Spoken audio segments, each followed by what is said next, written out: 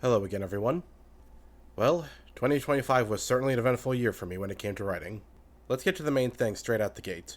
Trent of the Titan has finally been completed and is now available for purchase. This project has taken me 2 years to complete for a multitude of reasons, and I am more than happy to put it behind me and move on to newer projects.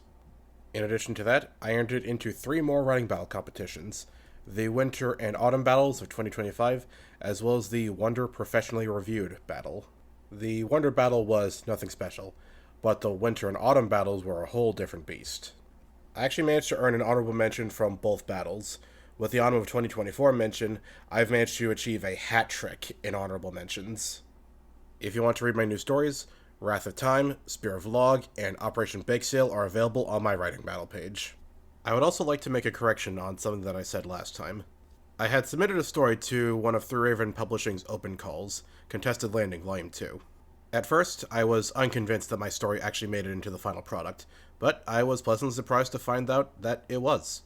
You can read my story, Operation Jericho Falls, and many other military sci-fi stories by talented writers in Contested Landing Volume 2. Link in the pinned comment.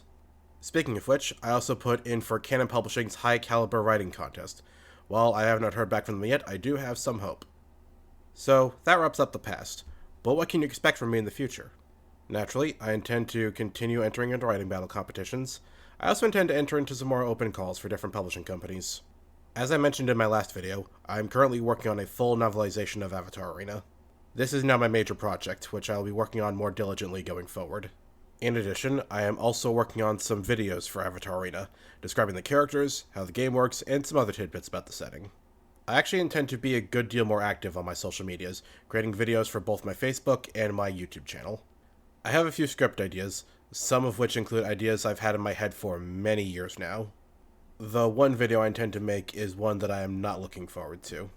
For those of you not in the know, I am a huge Tokusatsu fan, and one of the biggest Tokusatsu series in Japan, Super Sentai, will be airing its final episode in February. Super Sentai has been a huge part of my life, and the lives of many others. Not only did it inspire the creation of Power Rangers for us here in the States, but Super Sentai itself has been continuously on the air in Japan for 50 years, since it started all the way back in 1975. As such, I feel the need to do something in memory of this wonderful series. I've been working on a script for a video giving a general overview of Sentai's long and storied history, as well as what made every team unique and awesome. From its humble beginnings with Himitsu Sentai Goranger, all the way up to its most current incarnation, number 1 Sentai Gojuger. The script itself is almost complete. Afterwards, I just need to finish the audio and editing. I will hopefully have the video done before the final episode airs on February 8th. I hope you'll excuse me for doing something so radically different, but this one's for me. Before we end off, I do have one funny anecdote from earlier this year that I want to discuss.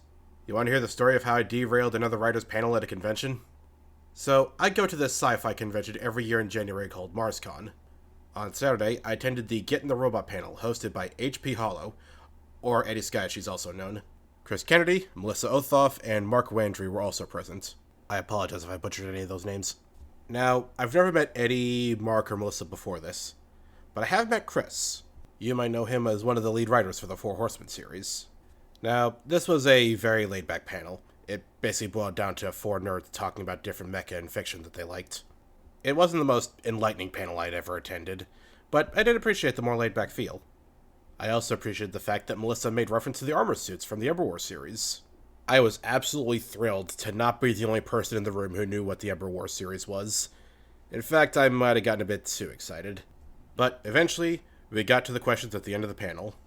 2 people got to ask their questions before me, but then we got around to mine. So, what role do you think tanks would fill in a mech-dominated battlefield? Again, I didn't know anyone in this panel except for Chris, and I knew that this was the kind of question that Chris would love to answer. For the next 5 minutes, Chris and Mark went back and forth on the practicality and logistical ramifications for using mechs versus tanks, discussing realism, all the stuff that mil sci-fi nerds like me love. Unfortunately, this did mean that Eddie and Melissa kinda got shafted for the last 5 minutes of the panel. Eventually, the panel ended, I jokingly said that I wasn't sorry, and everyone went about their night.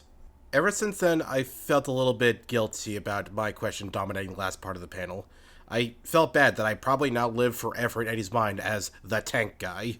So, on the off chance that Ace Guy is watching this, I just want to say that I am very sorry, and to apologize, I bought the Titan Mage box set on Audible. I will leave a review of the full series once I'm done with it. I would offer to do a video review of the series, but it is an erotica, and unfortunately, unless I want to do some Decker Shadow style editing, I'm unfortunately not really going to be able to go into much depth with it, because, damn. I will say that there are definitely some merits to the series outside the erotica elements, but they are unfortunately just so hard-coded into the series that I can't really dance around them very well. And with that, I'll be bringing this video to a close. Thank you very much for watching. Remember to like the video, comment, and either follow me on Facebook or subscribe to me on YouTube. Thank you, and I will see you again next time.